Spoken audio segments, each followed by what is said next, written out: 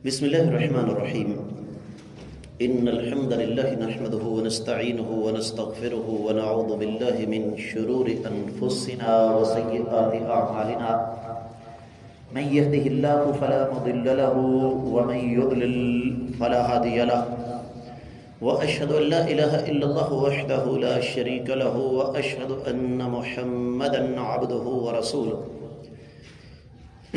يا أيها الذين آمنوا اتقوا الله حق تقاته ولا تموتن إلا وأنتم مسلمون. يا أيها الناس اتقوا ربكم الذي خلقكم من نفس واحدة وخلق منها زوجها وبث منهما رجالا كثيرا ونساء واتقوا الله الذي تساءلون به والأرحام إن الله كان عليكم رقيبا. يا أيها الذين آمنوا اتقوا الله وقولوا قولا سديدا يصلح لكم أعمالكم ويغفر لكم ذنوبكم ومن يطع الله ورسوله فقد فاز فوزا عظيما. أما بعد فإن خير الحديث كتاب الله وخير الهدي هدي محمد صلى الله عليه وسلم وشر الأمور محدثاتها وكل محدثة بدعة وكل بدعة ضلالة وكل ضلالة في النار. گزشتہ سبق میں اس بات کی طرف میں نے اشارہ کیا تھا کہ شریعت اور عقل جہاں آپس میں ٹکرا جائیں وہاں عقل پیچھے رہ جائے گی، اللہ تعالیٰ کا حکم آگے چلا جائے گا. اس لیے کہ رب کائنات کی حکمتیں ان کو انسانی عقل بسا اوقات نہیں سمجھ سکتی، بلکہ اکثر و بیشتر نہیں سمجھ سکتی، جس کا سب سے بڑا ثبوت یہ ہے کہ رب کائنات کی بہت ساری مخلوق اب تک ایسی ہے جہاں تک انسان کی رسائی نہیں. بات سمجھانے کے لیے ایک مثال آپ کو دیتا ہوں.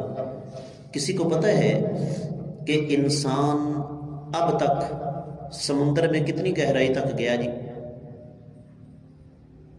8 کلومیٹر. انسان اب تک گیا نہیں، اس نے معلومات لی ہیں، کیونکہ ابھی تک کوئی ایسا آلہ ایجاد نہیں ہوا جو 8 کلومیٹر سے گہرائی میں جا کے پانی کا دباؤ برداشت کر سکے.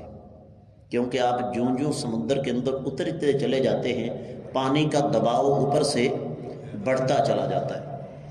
اب ایک آدمی کہے جی سمندر کسی جگہ بھی 8 کلومیٹر سے زیادہ گہرا نہیں، تو بے وقوف ہوگا نا. یہ کہہ سکتا ہے کہ سمندر پتہ نہیں کتنا گہرا ہے لیکن ہماری رسائی کہاں تک ہے؟ 8 کلومیٹر تک. بالکل اسی طرح جو چیز انسان کی عقل کے ترازو میں نہیں تولی جا سکتی ہم اس کا انکار نہیں کر سکتے. گزشتہ سبق میں یہ بات گزری ہے کہ اللہ کے رسول صلی اللہ علیہ وآلہ وسلم نے بدر کے کنویں میں جن مرداروں کو پھینکا گیا تھا ان کے اوپر کھڑے ہو کر کیا فرمایا؟ اے ظالموں، بتاؤ تم نے اپنا اپنا انجام پا لیا؟ صحابہ کرام نے کہا اللہ کے رسول صلی اللہ علیہ وسلم یہ تو مردہ ہیں، سن نہیں سکتے. آپ نے فرمایا اس وقت وہ تمہاری نسبت زیادہ سن رہے ہیں.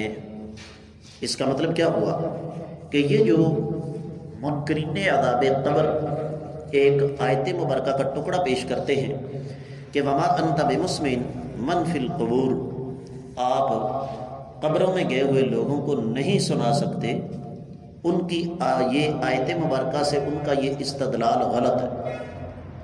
پھر ایک اور حدیث مبارکہ جو کہ صحیح بخاری میں ہے، آقا علیہ الصلوۃ والسلام نے ارشاد فرمایا ان العبد اذا وضع في القبر وتولى عنه اصحابه انه ليسمع قرع نعالهم. جب کسی بندے کو قبر میں دفن کیا جاتا ہے نا اور اس کے ورثاء دفن کر کے واپس پلٹتے ہیں تو قبر والا ان کے جوتوں کی آواز سنتا ہے. اب یہاں ہماری مرضی ہے جیسے مردی اس بات کو لے چلو جی جوتوں کی آواز سن سکتا ہے تو ہماری پکار کیوں نہیں سن سکتا؟ بھائی جوتوں کی آواز کون سناتا ہے؟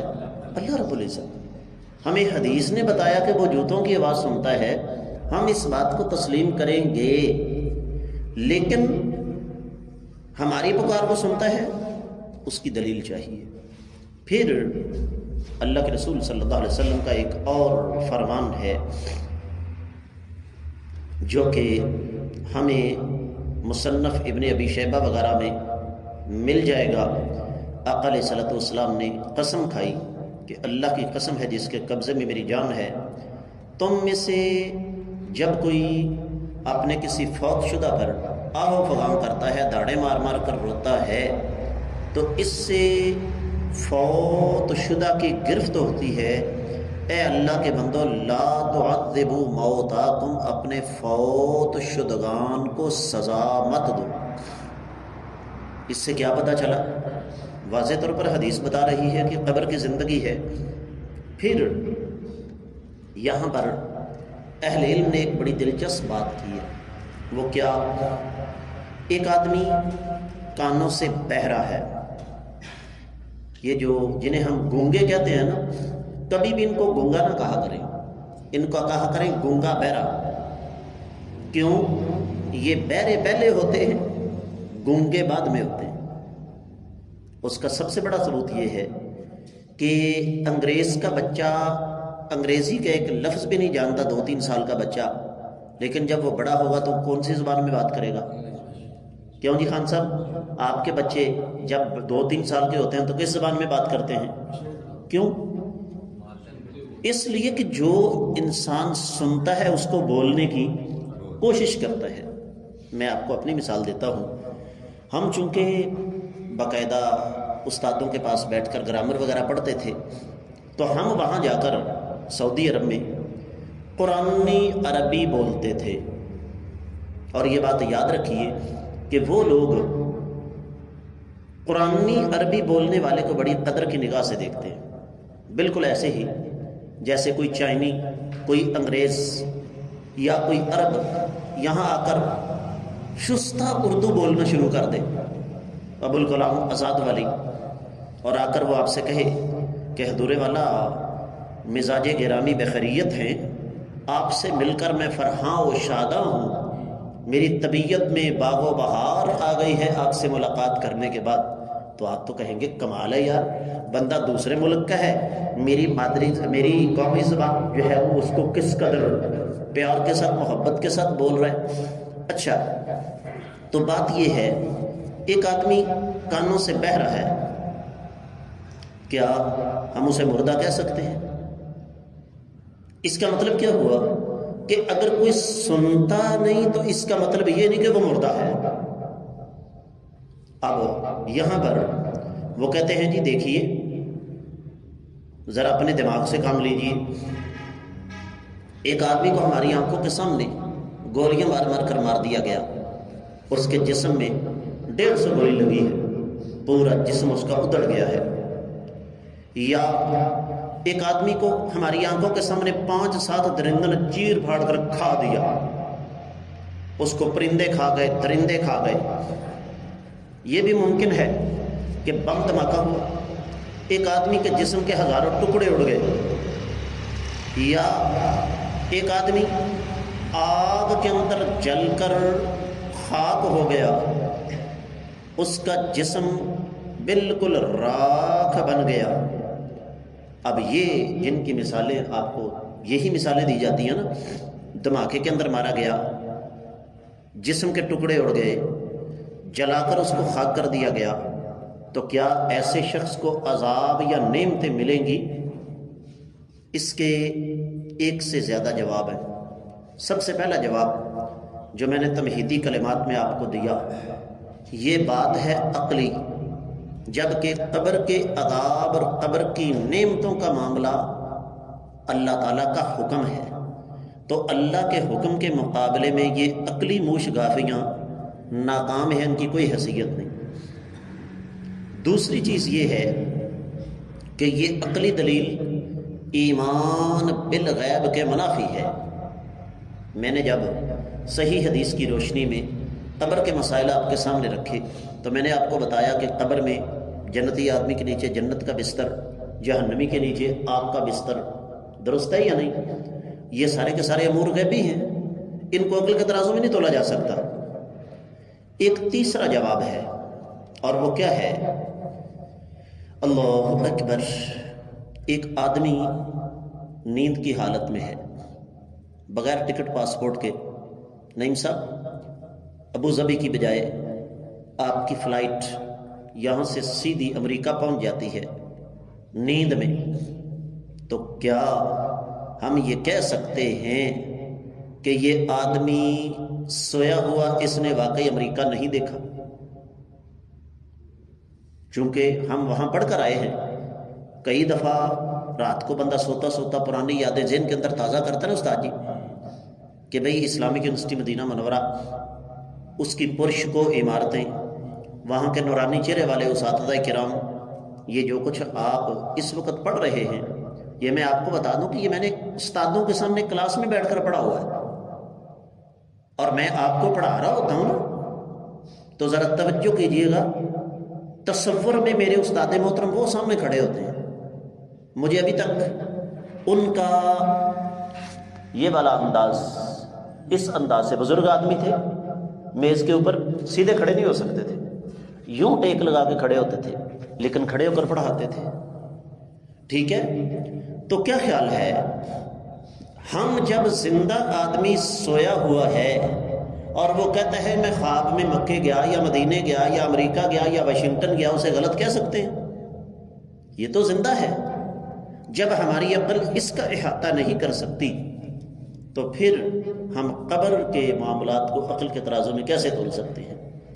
ایک چوتھا جواب بھی ہے، اور شاید میں نے اس سے پہلے ذکر کیا، منکرین عذاب قبر سے ایک سوال کریں، ان سے کہیں کہ کیا تم فرشتوں کو مانتے ہو؟ اگر تو کہیں نہیں تو قرآن کا انکار، فرشتوں کا انکار کرنے والا کافر، درست ہے؟ اور اگر وہ کہے نہیں جی میں فرشتوں کو مانتا ہوں، تو ہم یہ کہیں گے کہ عقل سے ثابت کرو فرشتے ہیں، کیونکہ تم نے دیکھا تو نہیں ہوا۔ سوال کریں جنات کو مانتے ہو؟ ہاں جی مانتے ہیں، ثابت کرو عقل سے۔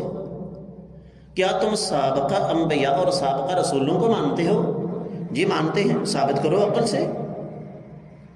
وہ کہیں گے جی عقل سے تو ثابت نہیں کیا جا سکتا، لیکن قرآن و سنت سے ثابت کیا جا سکتا ہے۔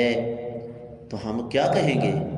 او ظالموں، جب تم فرشتوں کا ثبوت عقل سے نہیں دے سکتے، جب تم جنات کا ثبوت عقل سے نہیں دے سکتے، جب تم سابقہ انبیاء کا ثبوت عقل سے نہیں دے سکتے، محتاج ہو اللہ کے قرآن کے اور نبی علیہ السلام کے فرمان کے، تو قبر کا عذاب اور قبر کی نعمت بھی تو یہی قرآن و حدیث سے ثابت ہیں، اس کو کیوں نہیں مانتے؟ اللہ اکبر۔ ہمارے استادوں نے ایک بڑی زبردست مثال دی استاد جی، کہتے ہیں کہ ایک آدمی نبینا، اس کو صرف 1 سیکنڈ کے لیے اس کی آنکھوں کی روشنی مل گئی، اب اس کے سامنے صرف ایک مرغے کی کلغی آئی ہے۔ ہم سادہ زبان میں بات کرتے ہیں کہ کنویں کے مینڈک سے کسی نے پوچھا کہ سمندر کتنا بڑا ہوتا ہے؟ اس نے کہا ہوگا کنویں کا 1/4 حصہ۔ اس نے کہا بہت بڑا ہوتا ہے۔ اس نے کہا آدھے کنویں سے تو بڑا نہیں ہو سکتا۔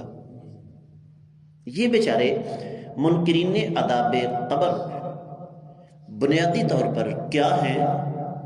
کنویں کے مینڈک ہیں، دنیا کی ہر چیز کو عقل کے ترازو میں تولنے کی کوشش کرتے ہیں، اور جو چیز عقل کے ترازو میں نہ آئے یہ اس کا انکار کر دیتے ہیں، حالانکہ کئی ایک مقامات ایسے آتے ہیں جہاں انسانی عقل جو ہے وہ پانی بھرتی نظر آتی ہے۔ میں چند مثالیں دے کر بات کو ختم کروں گا۔ ایک سوال ہے کہ آگ کا کام کیا ہے جی؟ جلانا، درست ہے؟ سیدنا ابراہیم علیہ السلام کو جلانے کے لیے سال ہر سال ایندھن جمع ہو رہا ہے، اور جب اس ایندھن کو آگ لگائی گئی، مفسرین کرام نے یہ لکھا ہے کہ برنا اور فرواں، یہ ہماری نئی نسل کو فرواں کے درخت کا نہیں پتا، پرانے بابوں کو پتا ہے۔ فرواں کا درخت دیکھا ہوگا آپ نے، بالکل کنگھی کے دندانوں کی طرح لمبے لمبے پتے ہوتے ہیں اس کے۔ تو اس درخت کی لکڑی سب سے زیادہ استعمال کی انہوں نے۔ میرے اللہ نے قیامت تک کے لیے ان دونوں درختوں کو بے پھل بنا دیا۔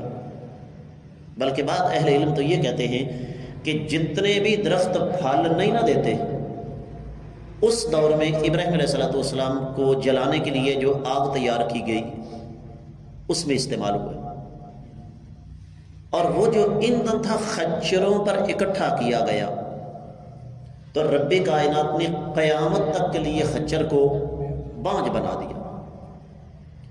اور آگ اتنی تیز تھی کہ اوپر کافی بلندی تک اس کی لپٹیں اچھل رہی تھیں، شعلے اس کے اچھل رہے تھے، کوئی پرندہ اوپر سے نہیں گزرتا تھا۔ اب اس بھڑکتی ہوئی آگ میں سیدنا ابراہیم علیہ السلام کو ایک منجنیق میں ڈال کر پھینک دیا گیا۔ کیا اس آگ نے سیدنا ابراہیم علیہ السلام کو جلایا؟ یہاں عقل پانی بھرتی نظر آتی ہے۔ چھری کا کام کیا جی؟ کاٹنا۔ کیا سیدنا اسماعیل علیہ السلام کو اس چھری نے کاٹا؟ تاریخ میں ایک لمبی چھلانگ مار کے آگے آتے ہیں، میں اور آپ اچھی طرح جانتے ہیں۔ خان صاحب، آپ کو تو پہاڑی علاقے کا تجربہ ہے۔ جب انسان پہاڑی علاقے میں سفر کرتا ہے نا، تو سب سے زیادہ اسے اپنے سامنے قدموں میں دیکھنا ہوتا ہے، درست ہے یا نہیں؟ اس لیے کہ ایک قدم انسان کو گہری کھائی میں جا کے رہتا ہے۔ اب جنہوں نے غار وہ دیکھا ہوا ہے، غار ثور، جس میں کائنات کے امام صلی اللہ علیہ وسلم رہے سفر ہجرت کے دوران، اس غار میں داخل نہیں ہوا جاتا، اترا جاتا ہے، زمینی غار ہے، درست؟ اب مکہ والے بو سونگتے پھر رہے ہیں نبی علیہ الصلوۃ والسلام اور سیدنا ابو بکر صدیق رضی اللہ تعالیٰ عنہ، لیکن اس غار کے اوپر پہنچ گئے، ارد گرد دیکھ رہے ہیں دور دور تک، لیکن اپنے پاؤں کی طرف نہیں دیکھ رہے۔ اور بدو بے وقوف نہیں تھے، قرآن نے یہاں تک کہہ دیا کہ یعلمون ظاہرا من الحیات الدنیا، بات دوسری طرف چلی جائے گی۔ ابو سفیان رضی اللہ تعالیٰ عنہ جو کہ مسلمان نہیں ہوئے تھے، انہوں نے کھجور کی ایک گٹھلی کو دیکھ کر پہچان لیا کہ یہ کھجور کس علاقے کی ہے۔ اس دور کی شاعری آپ پڑھیں، آج کا شاعر سالہ سال محنت کر کے اس قسم کی شاعری نہیں کر سکتا عربی زبان میں۔ آج بھی پاکستان میں بیرون ملک ہمارے دینی اداروں میں جب عربی لغت پڑھائی جاتی ہے تو جدید شاعری نہیں پڑھائی جاتی، پرانی شاعری پڑھائی جاتی ہے، دیوان حماسہ، دیوان متنبی۔ اس کا مطلب کیا ہوا کہ وہ لوگ بڑے ذہین تھے۔ اب عقل یہ کہتی ہے کہ ظالموں کہاں دیکھنا چاہیے تمہیں؟ پاؤں میں، کیا دیکھ سکے؟ اس کا مطلب کیا ہوا کہ جہاں رب کائنات کی قدرت آ جاتی ہے وہاں پر عقل بہت پیچھے رہ جاتی ہے۔ لہذا اگر قبر کا عذاب اور قبر کی نعمتیں انسان کی عقل کی چار دیواری کے اندر نہیں آتی ہے تو انسان اس کا انکار نہیں کر سکتا۔ ہماری آنکھوں کے سامنے بے شمار ایسے امور ہیں، آخری بات سن لیجئے، بے شمار ایسے امور ہیں جو انسانی عقل سے ماورا ہے۔ ایک مثال سمجھیے، مزید بات کو واضح کرنے کے لیے دے رہا ہوں۔ ہمارے سامنے ایک انسان کا مردہ جسم پڑا ہوا جی، اور اس کے سر کے بالوں سے لے کر پاؤں کے انگوٹھے تک ایک ایک چیز بالکل سلامت ہے۔ دماغ، آنکھیں، کان، ناک، گردے، پھپھڑے، جسم کا ایک ایک انگ اس کا بالکل سلامت ہے، لیکن وہ بندہ ہل نہیں سکتا، چل نہیں سکتا، پھر نہیں سکتا۔ جسم سے کیا نکل گیا؟ روح۔ روح کیا ہے؟ کیا عقل اس کی وضاحت کر سکتی ہے؟ نہیں، حاصل کلام یہ ہے کہ قبر کا عذاب، قبر کی نعمتیں برحق ہیں، عقل کے ترازو میں نہ آئیں تو ان کا انکار نہیں کیا جا سکتا۔ اللہ تعالیٰ سمجھنے کی توفیق عطا فرمائے۔